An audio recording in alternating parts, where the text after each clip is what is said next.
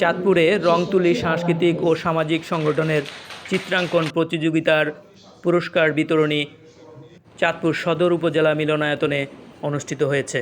শনিবার সন্ধ্যায় পুরস্কার বিতরণী অনুষ্ঠানে প্রধান অতিথির বক্তব্য রাখেন চাঁদপুরের জেলা প্রশাসক মোহাম্মদ মহসিন উদ্দিন। বিশেষ অতিথির বক্তব্য রাখেন পুলিশ সুপার মোহাম্মদ রকিবউদ্দিন। বিশেষ অতিথির বক্তব্য রাখেন চাঁদপুর জেলা বিএনপির সভাপতি শেখ ফরিদ আহমেদ মানিক। অনুষ্ঠানে চাঁদপুর সরকারি কলেজে অনুষ্ঠিত প্রতিযোগিতার 2 শতাধিক প্রতিযোগীর মাঝে পুরস্কার বিতরণ করা হয়।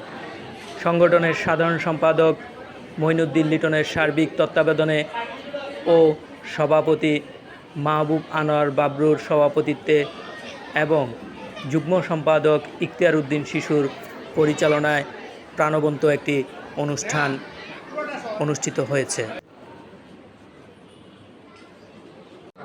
বিশ্বজি আজিমিয়া সরকারি প্রাথমিক বিদ্যালয়, উত্তর শ্রীরামদী সরকারি প্রাথমিক বিদ্যালয়।